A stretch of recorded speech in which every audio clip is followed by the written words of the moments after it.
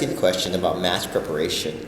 And when you talk about match preparation, there's a lot of levels to it.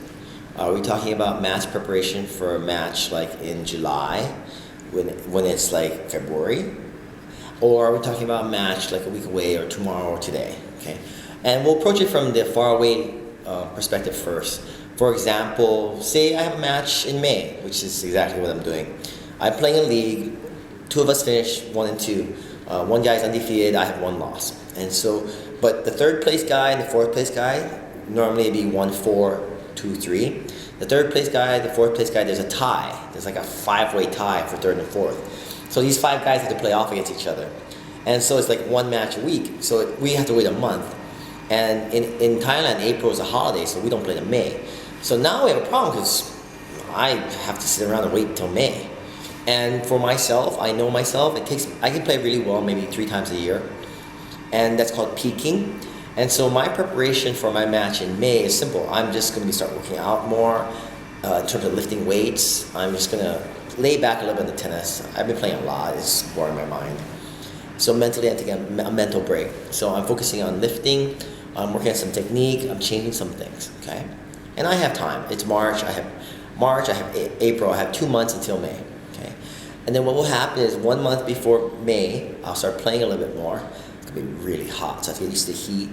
I have to start losing a little bit of weight. I'm really bulky right now. I feel heavy. I'm really heavy. I'll play more. I usually play, my normal routine is I play maybe once or twice a week. But before a tournament, 3 weeks out, I'll try to play up to 3 to 4 times a week. Too much tennis is not good. Too little tennis is not good. So for me, the happy medium is normally 4 times a week.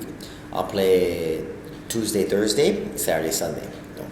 I try never to play more than 3 days in a row, because when you play 3 days in a row, it causes my shoulder to weaken, and I can't serve. And my body starts to break down. I think tennis is one-dimensional, like one-sided, and so it creates an imbalance. So that's why you always have to lift weights, stretch, do yoga, do other sports to balance out your body. Now, we're 3 weeks away from my match. I will focus on playing singles and doubles, because singles works on my ground strokes and my mental game. Doubles works on my return, my first volley, my overhead, and my serve. Okay, so those two things balance it out. Singles and doubles are very, very different, so you have to do both of those things. I will look at playing on a fast court, because my matches are going to be on a fast court. Okay. When we get to the week of the match, say the match is on Saturday and now it's Friday, I will play, say it's the Friday before that day. I'll play Saturday and Sunday like normal. I'll play Tuesday and I'll play Wednesday.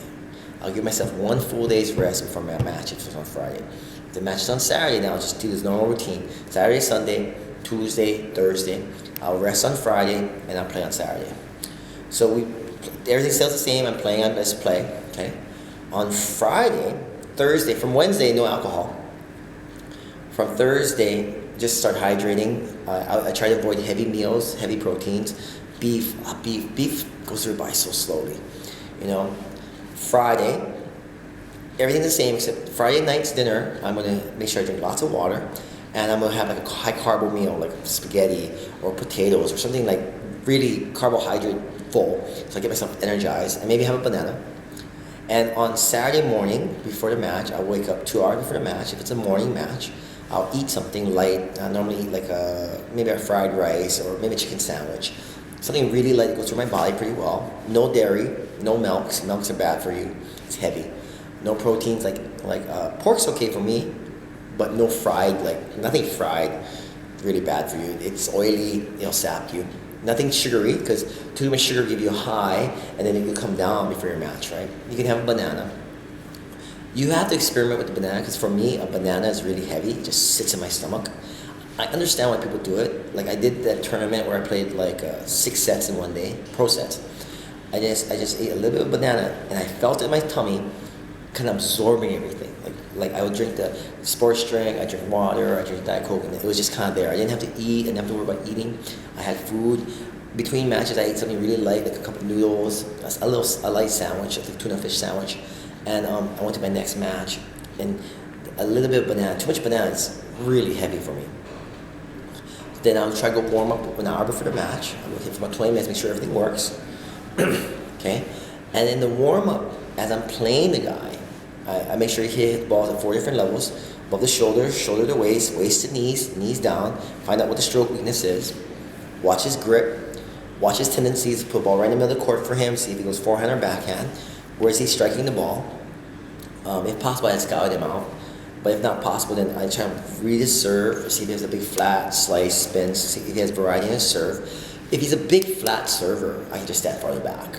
If he's just a kick server, I can move in, catch the ball on the rise. If he has variety, I can't do that, okay?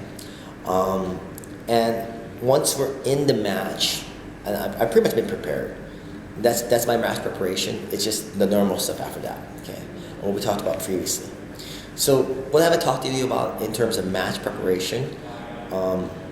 Short term, the key is not to do anything unusual.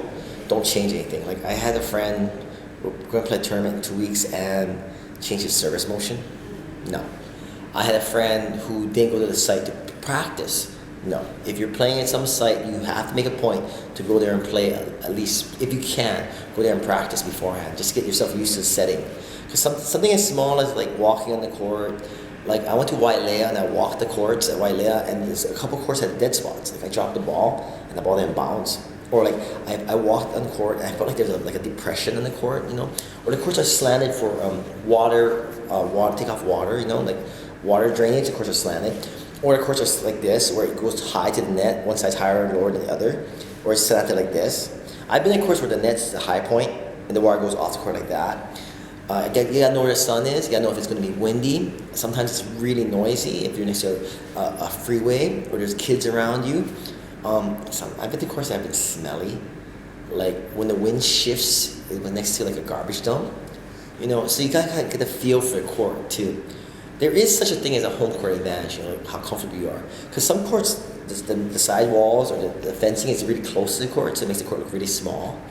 And some courts, like, it's not legal. So the sides are very close to the court. So you kind of know what's going on with that. As far as other match preparation, the last thing I can suggest to you is what's in your bag. I try to keep 3 rackets in my bag. And 1 racket is super stiff strings, super lively for my serve and volley game.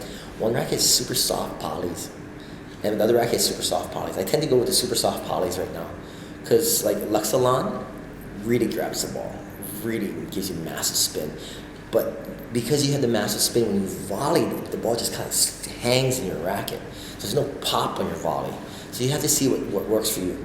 Since I'm playing on a super fast court, all that's going to matter is I get the ball in. And I move the ball around because it's so hard to rally. Okay? But if you play on a slow court, what's going to matter is I drive the ball. I can strike the ball. Like I have a good serve. And the spins aren't so important. Like a flyer ball drives on the court faster. You know?